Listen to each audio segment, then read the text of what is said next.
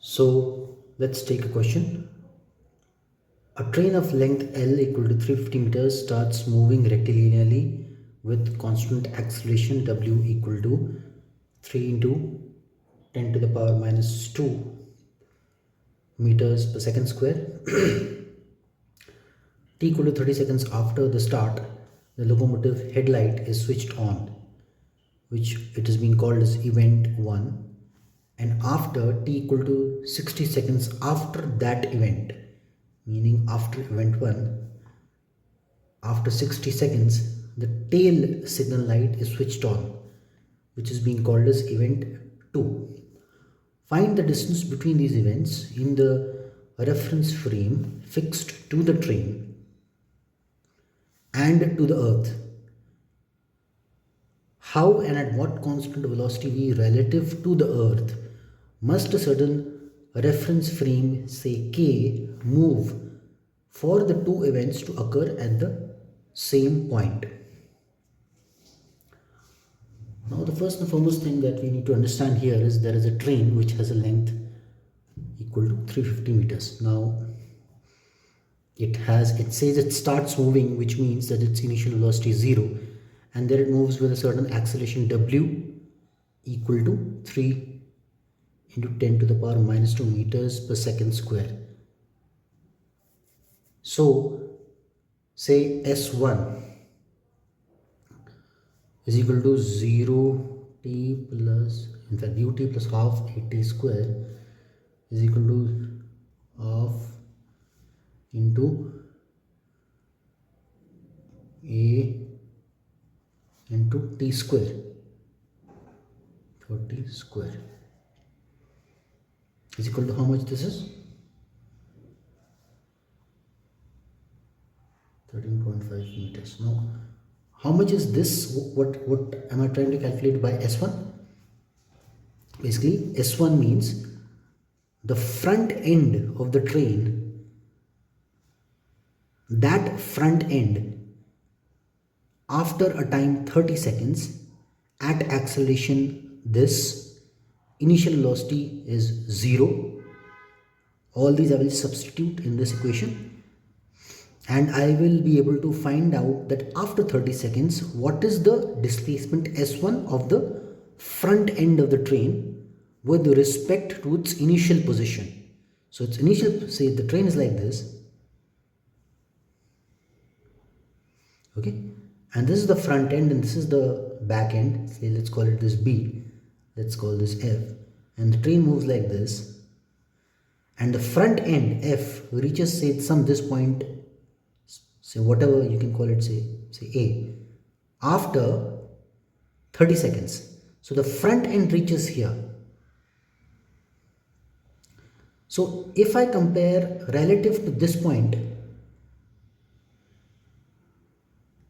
okay, if I start measuring from this point, say if I think that the train started off from this point where the back end was at, say, x equal to 0, where I'm starting to measure my displacement along the x direction, and the length of the train I know is equal to 350 meters, and after 30 seconds this distance that is traveled is equal to this much. So the front end of the train reaches here. So the x coordinate of the front end of the train will be equal to 350 plus 13.5.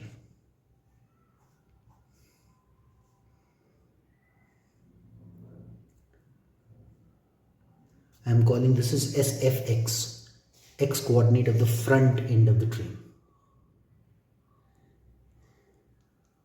And then it says that after 60 seconds after that event, which means that 60 seconds after the event 1, the tail signal light is switched on. So total 90 seconds after this train starts, the back light gets switched on. So now what is S2? ut plus half at square. 0 into t, half a,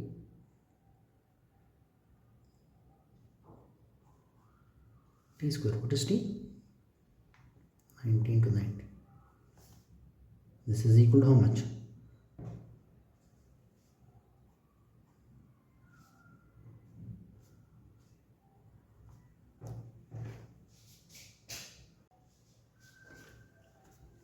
So the back end of the train, or in in fact the front end of the train, covers a distance of how much? This much.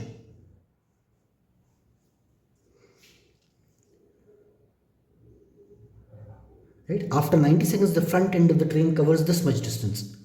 Right? So after 90 seconds of the train, the front end of the train will be at how much? Sfx after 90 seconds will be length of the train plus equal to 121.5. And what will be x coordinate of the back end of the train?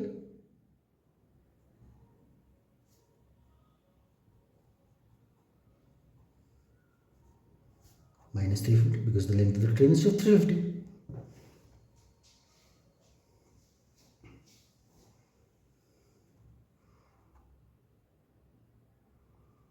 This is equal to 121.5 meter. This is equal to,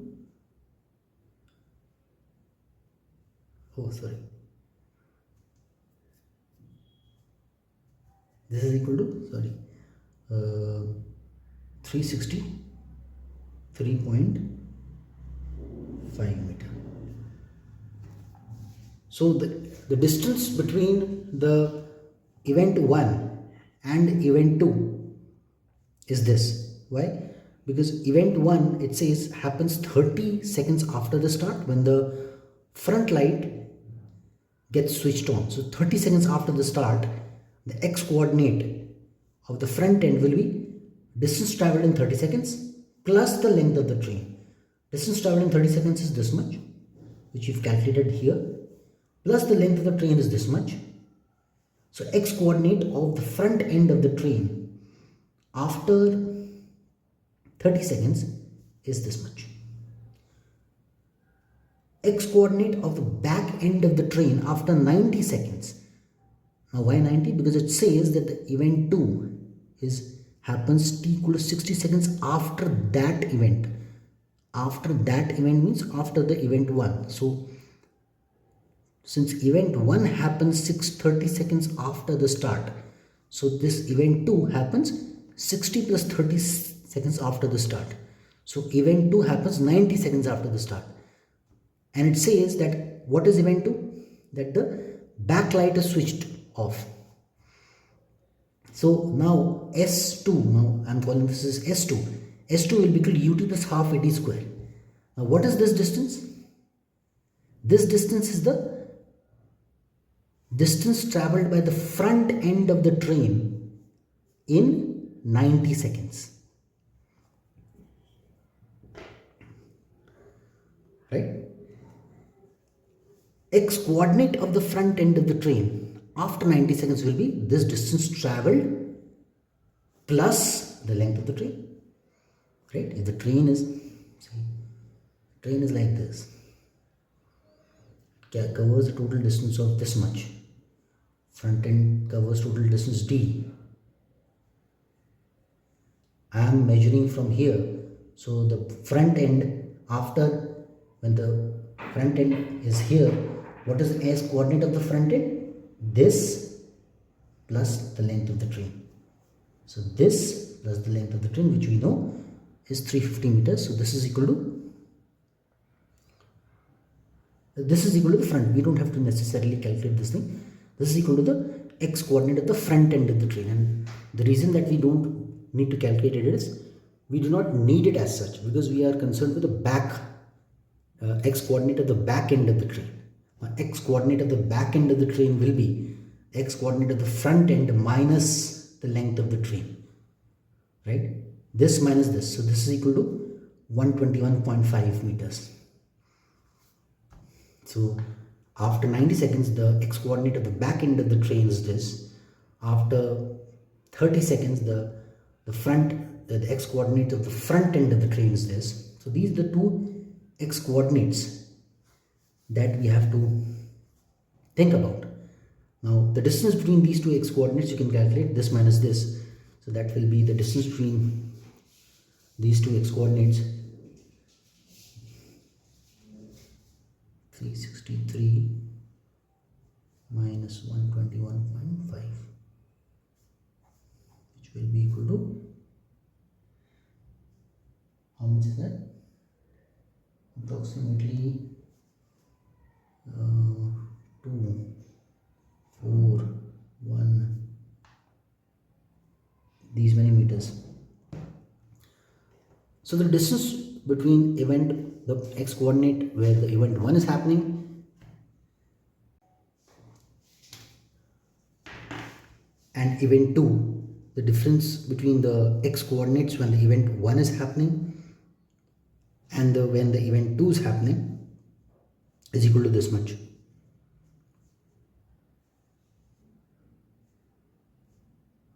This is event 1, this is event 2.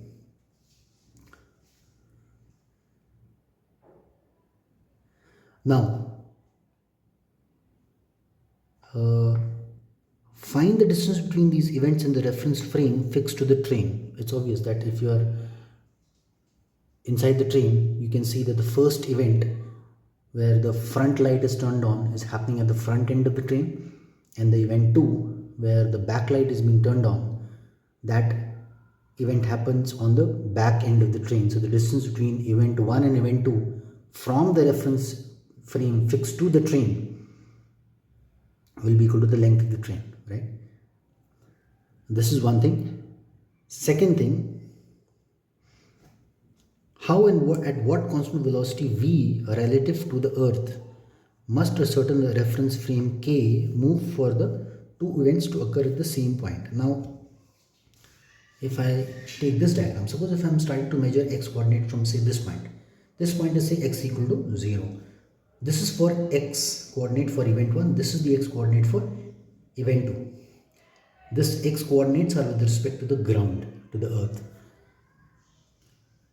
It says, is it possible, how can there be a reference frame which is moving with a constant velocity in such a way that for that reference frame it should appear as if event 1 and event 2 are happening at the same point,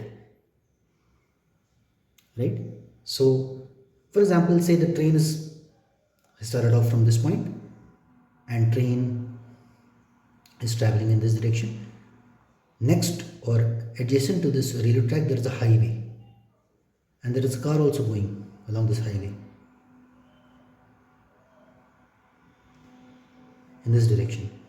Say we can measure the x coordinates of the car as well.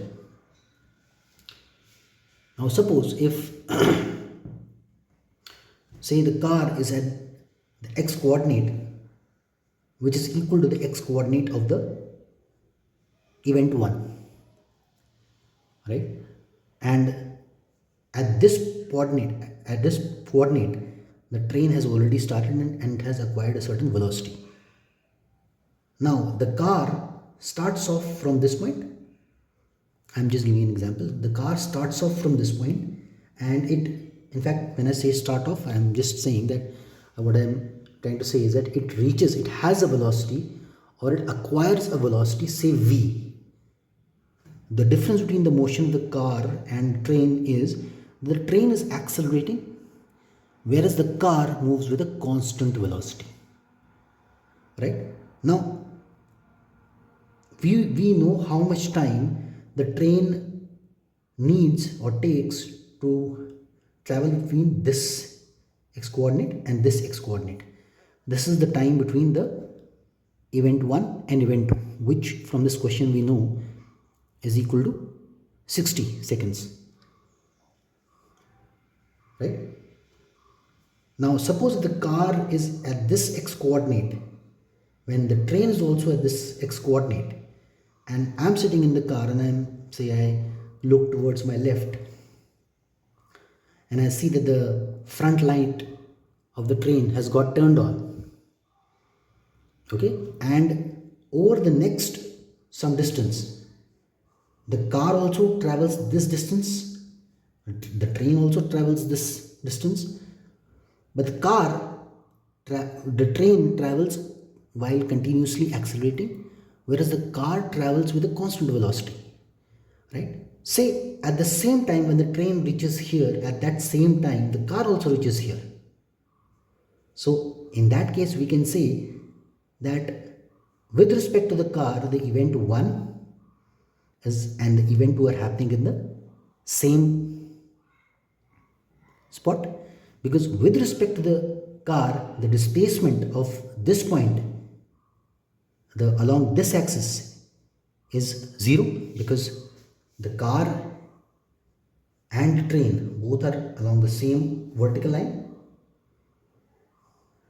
So if I consider the difference in the x coordinates of the car and the train at this point where the event 1 is taking place, the difference is not there, the difference is 0.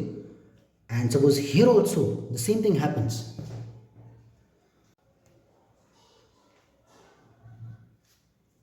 Again the car reaches here and exactly at the point where the train reaches here. So again the same thing will happen, that with respect to the car, the x coordinates of the train again will be 0, because it is exactly perpendicular.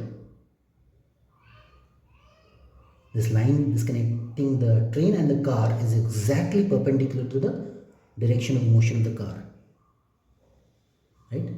Same is the case here. Here also the car is going like this, the train is exactly, the line connecting the train and the car is at 90 degrees. Same here. So again, so in this case you can say that if this situation happens, then you can say that from the reference frame of the car, the event 1 and event 2 are happening at the same point. Suppose the velocity of the car is say v. How much is t? 60 seconds. Right? So between event 1, this is event 1, this is event 2. How much is the time between event 1 and event 2? 60 seconds. So the car traveling at a constant velocity v should in 60 seconds be able to cover this much distance. And what is this much distance? 242 meters. So v is equal to 242 by 60.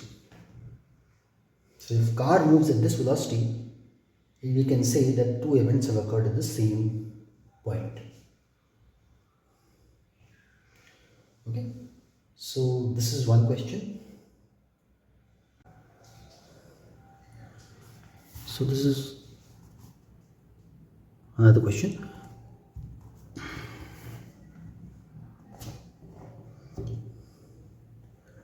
An elevator car whose floor to ceiling distance is equal to 2.7 meters starts ascending with a constant acceleration of 1.2 meters per second square. 2 seconds after the start, a bolt begins falling from the ceiling of the car.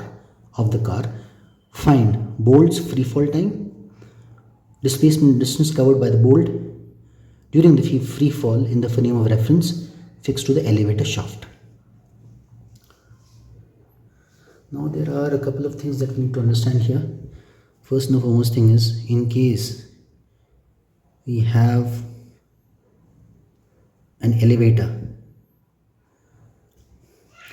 this is not strictly kinematics, it's going a little bit into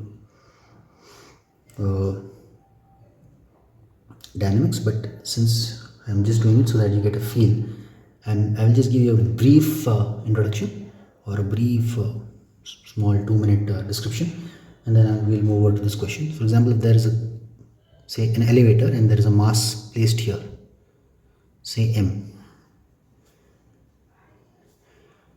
and suppose the elevator moves up, say at constant acceleration a,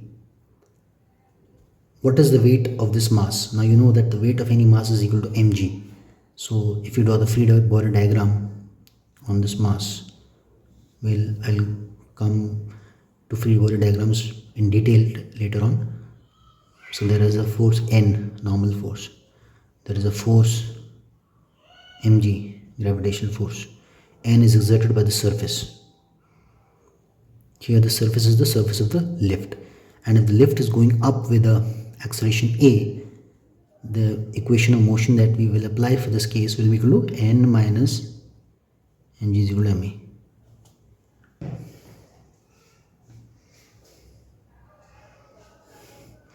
N will be equal to mg plus ma.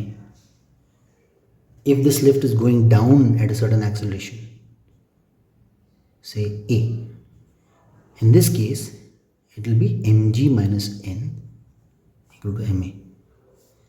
N will be equal to mg minus ma. So these are the two equations of n. Okay, so though it's not strictly related to this particular question, I just thought I'll just give you a small introduction about how things work.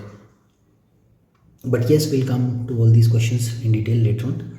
So now let's focus on this question. Now, an elevator whose floor to ceiling distance, now this is an elevator, suppose we can take the example of this elevator, say this distance, total distance in this case is given to be 2.7 meter.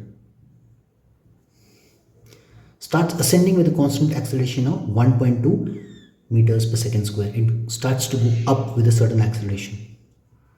Okay. 2 seconds after the start, a bolt begins falling from the ceiling of a car. Find the bolt's free fall time. Now, the lift is initially at rest. It says starts ascending. Starts means it starts moving. And when it says it starts moving, what that means is that the initial velocity is always 0. If the initial velocity is 0 and it starts moving, after 2.0 seconds, a bolt falls down. Now, there are two ways of doing this question. Okay, first you can think of it like this. You can calculate everything from the reference frame of the ground. Right? It all depends on your comfort level. Let's do it in that way first. Let's consider everything from the reference frame of the ground. So in that case, what will happen is there is this lift. It goes up a certain time and then a bolt falls. So when a bolt falls, what happens is bolt goes up a little bit. If we consider only the motion of the bolt, what happens is bolt goes up a little bit. Why? Because it was attached to the lift this far till now, and now at this point, say t equal to 2 seconds, it got detached from the lift. So since the lift had some velocity at t equal to 2 seconds, so the bolt also had a certain upward velocity at t equal to 2 seconds. That velocity was say u. So the bolt goes up initially like this, and then it comes down. Okay, in time t it comes down by a certain amount. During that same time, the lift comes up by a certain amount. This is the floor of the lift. It will come up by a certain amount. The bolt comes down, lift comes up. Right? We know that this plus this will be equal to total length of the lift. Right? Because as it comes down and as the lift comes up, at a point of time the bolt falls on the floor of the lift, and the time from when the bolt gets detached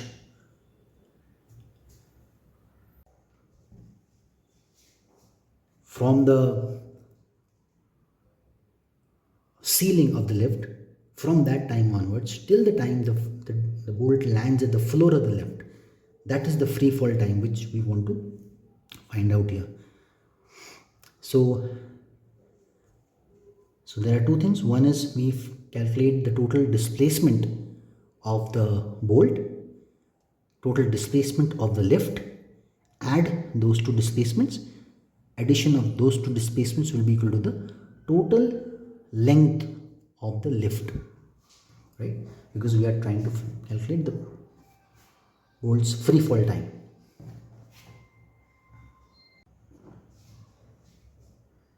So the first thing that we have to calculate here is the velocity of the lift after 2 seconds, because the bolts gets detached from the lift after 2 seconds. So after 2 seconds, what is the velocity of the lift? And that also will be the velocity of the bolt. That velocity will be equal to u plus at. You can use this equation. U is 0 because the lift starts to ascend. This is 1.2 into 2 is equal to 2.4 meters per second.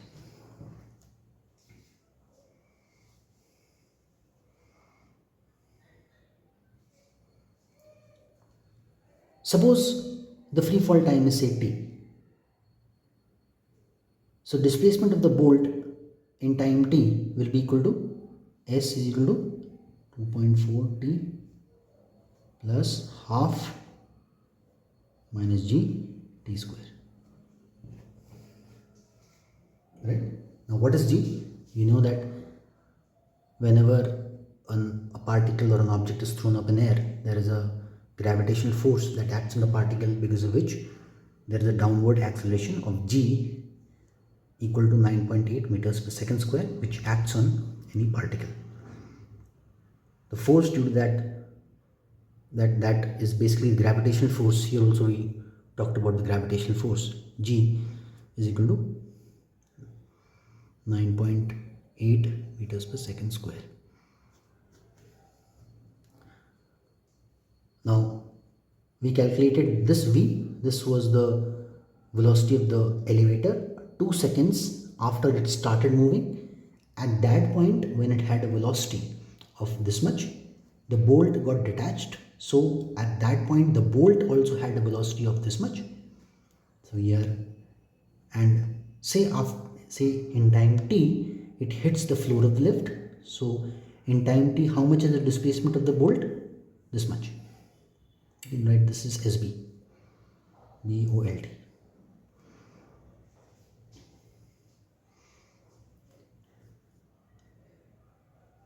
Displacement of the elevator will be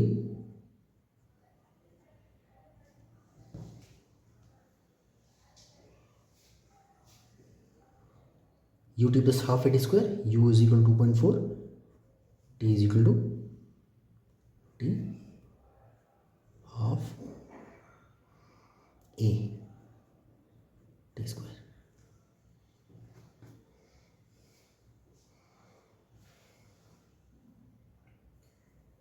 Now this is the displacement of the bolt, this is the displacement of the elevator. You can see that 1.2 we have taken that as positive because it's in the top direction.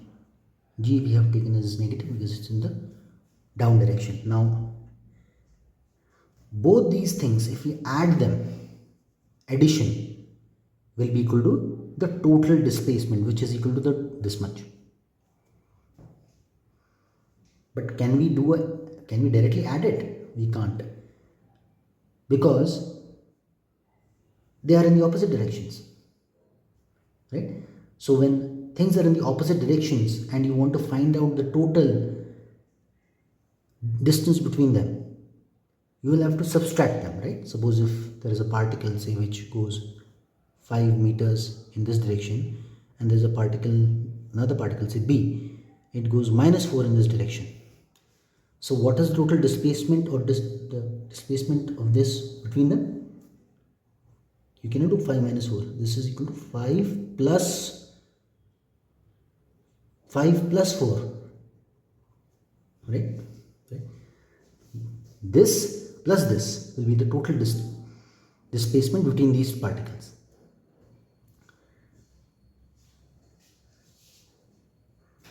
So here in this case, what will happen is, so what we have done is we have taken the up direction to be positive here and down direction to be negative. Here we have taken the up direction to be positive also. So in both the cases we have taken the up to be positive and down to be negative. So in that case we will have to subtract these two, right? So for example, this is 5, this is 4.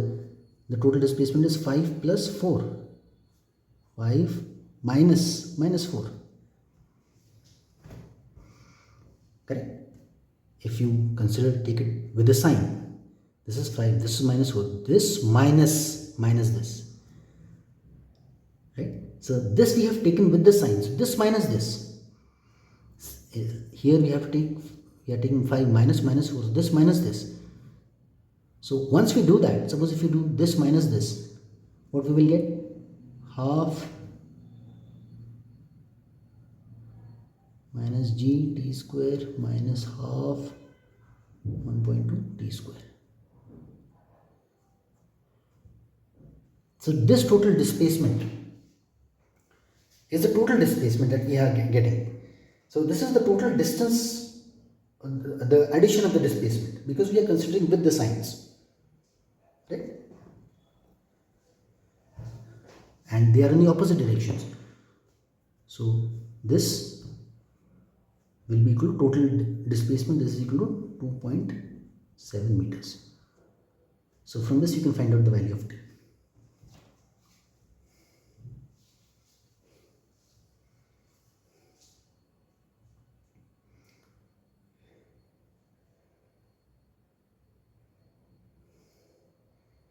We cannot directly do this plus this, right? Because we are considering with the signs. One is in the, we have to consider with the signs, right? So when we consider with the signs, we have to add both the things. So if we consider this, and if you want to find the total displacement, it will be this minus this with the sign.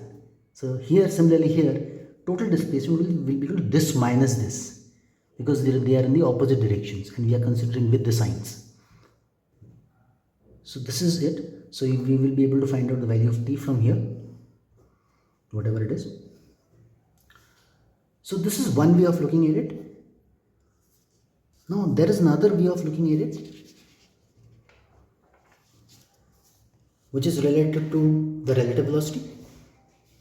In fact, the same, quite similar to the concept of relative velocity. In the concept of relative velocity, we had seen that VAB was equal to VA minus VB. So relative velocity for particle A with respect to another particle B is equal to VA minus VB. Right? This applies to the concept of acceleration as well.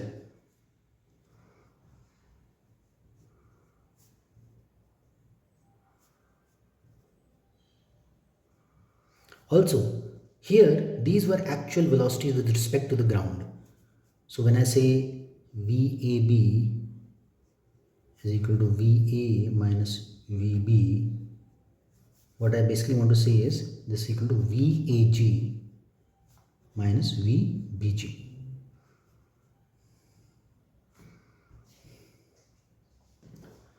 So VAB plus VBG is equal to VAG.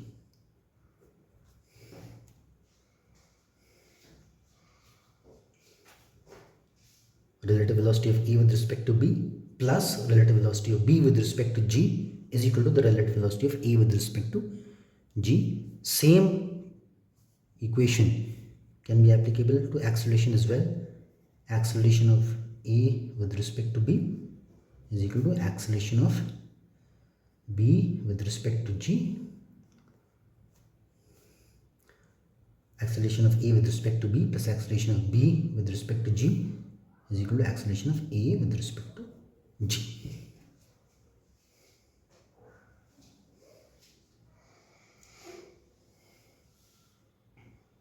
Now suppose if we consider the case of this particular elevator.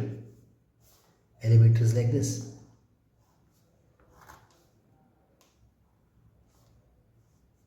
Right? Bolt falls down from here.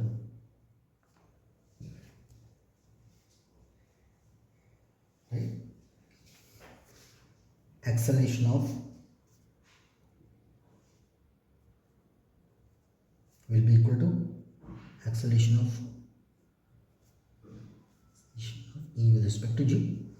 Acceleration of bolt with respect to ground is equal to acceleration of bolt with respect to elevator plus acceleration of elevator elevator with respect to ground, and you can just directly do a scalar addition here. The reason is all these accelerations are in the same direction. And the question is, what is the acceleration of bolt with respect to ground? Minus g. What is the acceleration of bolt with respect to the elevator? 1.2. This is equal to acceleration of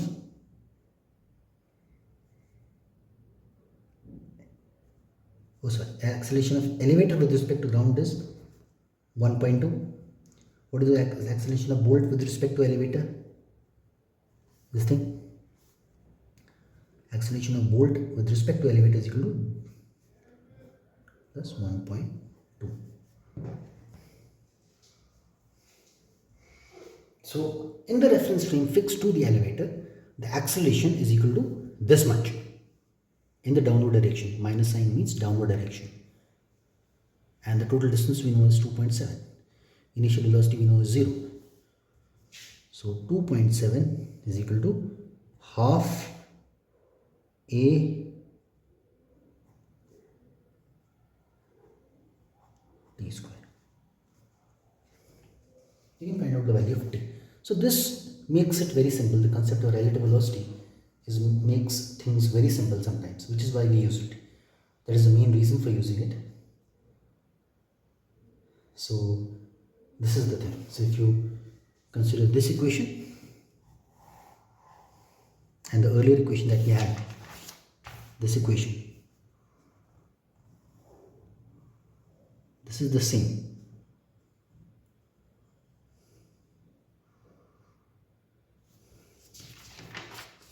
This is the same, right?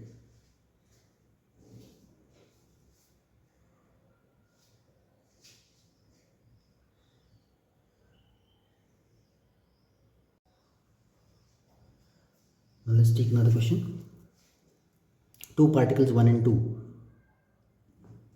move with a constant velocity v1 and v2 along two mutually perpendicular straight lines towards an intersection point O. At the moment t equal to 0, the particles were located at distances L1 and L2 from point O. How soon will the distance between the particles be the smallest? And what is it equal to? So there is this intersection, say O, two particles like this, both moving towards the intersection. Initial distances of those particles are L1, L2. Velocities are v2, v1.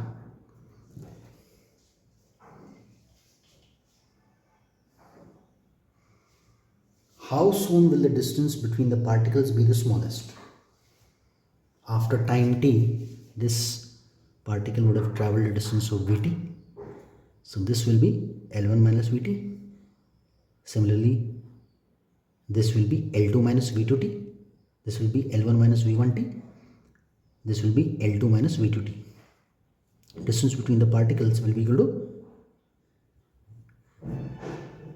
L1 minus v1t whole square plus L2 minus v2t whole square.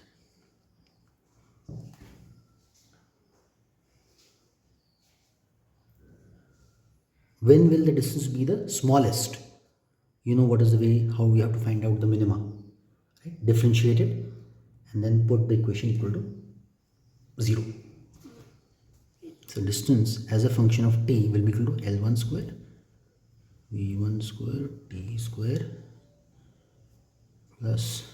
minus 2L1 v1 t L2 square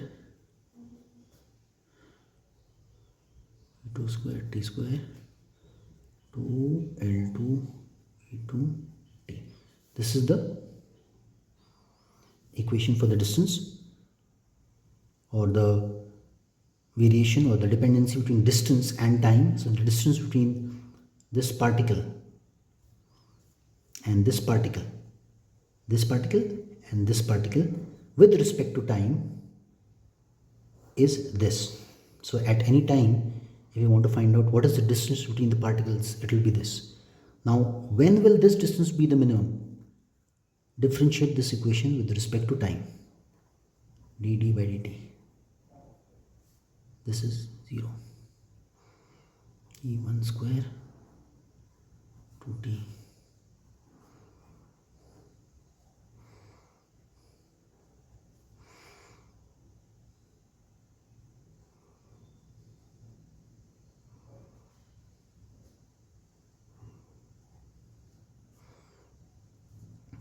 equal to 0. This is the concept of minima and maxima. So if you do this, you will be able to find out the value of time. Time will be equal to how much? Okay, let me do it step by step. T is equal to E1 square by E2 square plus E1 L1 plus V2 L2. So T is equal to V1 L1 plus V2 divided by V1 square plus V2 square.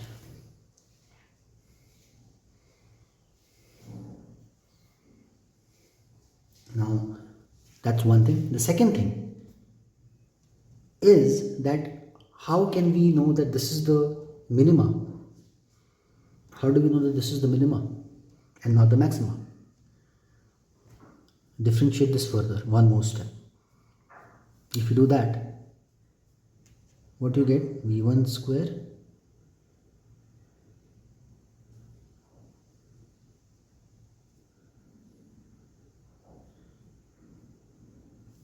plus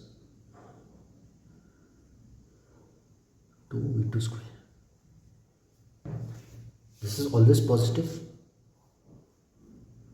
So the slope, because this is V1 square, this is V2 square, so this is always positive. So whenever the slope is positive, you can say that it's a minimum, right? So this time represents the minima, right? Because the slope is always positive.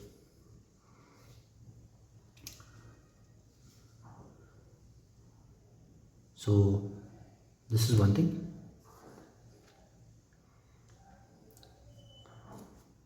I'll just give a little bit more introduction. So when I say slope is positive, I mean this basically. Minima is something like this. This should be the minimum value. So in that case, slope is initially at some point it is like this, then it is like this, then it is like this. Right? So this is negative slope, this is zero slope, this is positive slope. So in case you are talking about a minima, the slope is initially negative, then it's 0, then it's positive. So the slope is increasing, slope is positive. The slope is increasing. So the rate of change of slope will always be positive. So as time increases, the slope goes up. Right? The slope is negative, slope is 0, slope is positive. So the slope increases and the rate of change of slope is this, which is positive. So the rate of change of the slope is positive. We can say that what we are talking about here is the minimum, right? And it's positive throughout, so it's not even dependent on t. So it's not as if it's positive for a certain value of t and negative for some other value of t. No. Had it been negative, it would have been a different case. In this case, it is negative because slope is, it has some positive value. It has a 0 value, negative value. So positive, 0, negative. The slope is decreasing as time increases. So the rate of change of slope with respect to time is this thing, negative. So since this is positive, we know that this is the minima that we are talking about.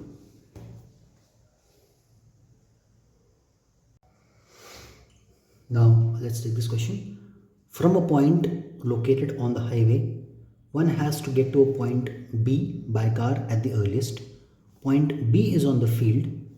Speed on the highway is n times the speed on the field. At what distance from D one must turn off the field? one must turn to the field and turn off the highway.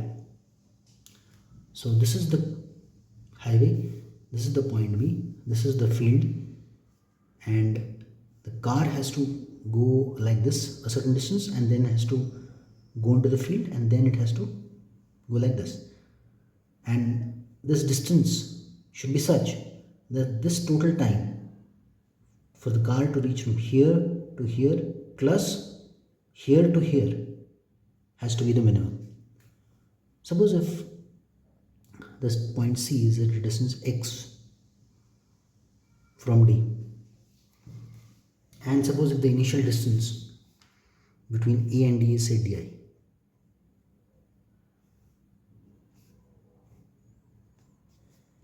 velocity of the highway on the highway is Vh, velocity in the field is Vf. We have been given as n times or eta times.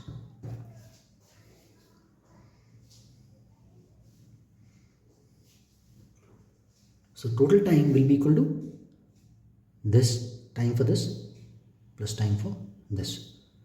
Time for this will be equal to this distance divided by this velocity plus this distance divided by this velocity. This distance is equal to di minus x divided by this velocity will be equal to velocity in the highway plus time for this distance will be equal to this distance. This is L, sorry, I forgot to mention that this is L.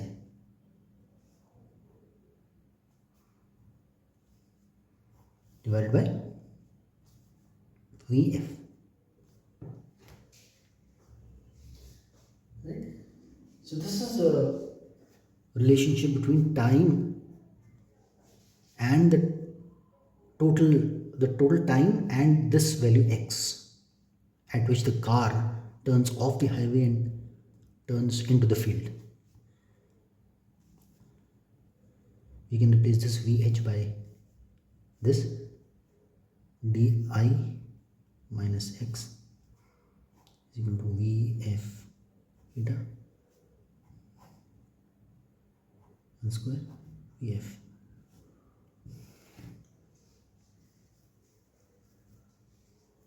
So what is the way to find out the minimum?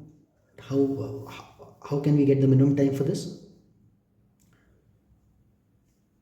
We basically want to find out what will be the x for the minimum value of t, and we have obtained t as a function of x. So we just have to differentiate this with respect to x and then put it equal to 0, and we'll be able to find out the value of x. We'll L by plus 1. We'll get this. You can find out, you can do the differentiation, it's not tough actually. We'll get this. So this is the value of x for the minimum time that the car would need to come from here, point A, to point B. Okay.